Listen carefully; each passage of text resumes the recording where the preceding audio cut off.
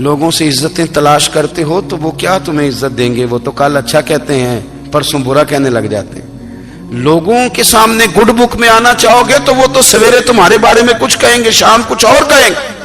اپنی روحانی زندگی آباد کریں، اپنے مسلح کو وقت دیں، اور دنیا سے چھپ کر اس موبائل کو بند کر کے اور اپنے آپ سے بھی چھپ کے اور تنہا ہو کے چھپا کے سارا کچھ اپنے آنسو اپنے رب کی بارگاہ میں پیش کریں، اس کے حضور حاضری دیں۔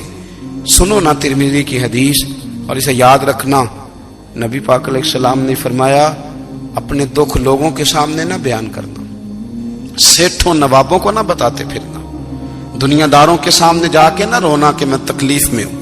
فرمایا اگر دنیا داروں کو دکھ بتاؤ گے رب تمہیں کبھی غنی نہیں کرے گا۔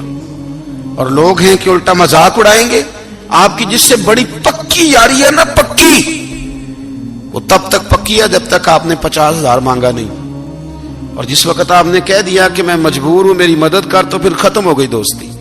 لوگوں کی تعلقات آپ کے ساتھ تب تک ہیں جب تک آپ ان سے کوئی ضرورت وابستہ نہیں کرتے۔ کریم محبوب فرمانے لگے بندوں کے سامنے دکھ نہ بیان کرنا، اللہ تجھے کبھی غنی نہیں کرے گا۔ تو اپنے دکھ اپنے رب کو بتا، تو دعائیں مانگ، تو اس کی بارگاہ میں حاضر ہو، تو اس کے حضور عرض کر۔ فرمایا اپنے دکھ اپنے رب کو بتا، وہ جلدی کرے یا دیر سے کرے تجھے ساری دنیا سے بے نیاز کر دے گا، تجھے کسی کا محتاج نہیں رہنے دے گا۔ اپنے مسلح کو، اپنی دعاؤں، ایک بزرگ فرماتے ہیں میں نے دعا مانگنے کا طریقہ اپنی بیوی سے سیکھا، دعا مانگنے کا طریقہ اپنی، سیکھنے والے تو اپنے بچوں سے بھی سیکھ لیتے ہیں، سیکھنے والے تو ہر ایک سے سیکھتے ہیں۔ وہ کہتے ہیں میں نے دعا مانگنے کا سلیقہ اپنی بیوی سے سیکھا ہے۔ حضرت وہ کس طرح؟ فرمانے لگے میری بیوی نے نا مجھے کوئی کام بتایا، کچھ پیسوں کی ضرورت کے لیے کہا، تو میں نے اسے کہا کہ بھئی ابھی میرے پاس نہیں ہے، کچھ دنوں میں آتے ہیں تو میں دے دوں گا۔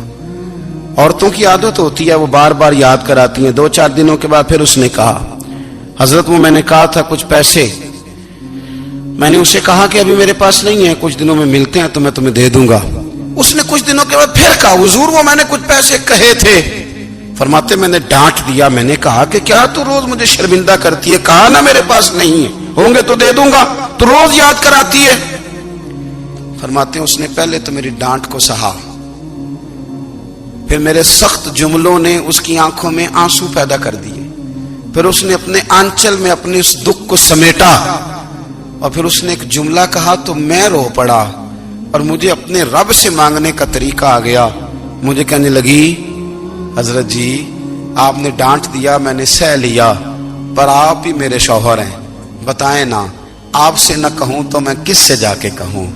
فرماتے ہیں میں رو پڑا، اور میں کھل کے رویا، اور میں تڑپ کے رویا، اور پھر میری سسکیاں بند گئیں۔ تو مجھے کہنے لگی آپ کو کیا ہوا؟ میں نے کہا مجھے بھی دعا مانگنی آ گئی ہے، جب میں اسے کہوں گا نا اللہ تو ہی میرا رب ہے، میں تجھ سے نہ کہوں تو میں کس سے جا کے کہوں؟ میں کیوں کسی بندے سے سوال کروں؟ میں کیوں کسی دنیا دار سے کہوں؟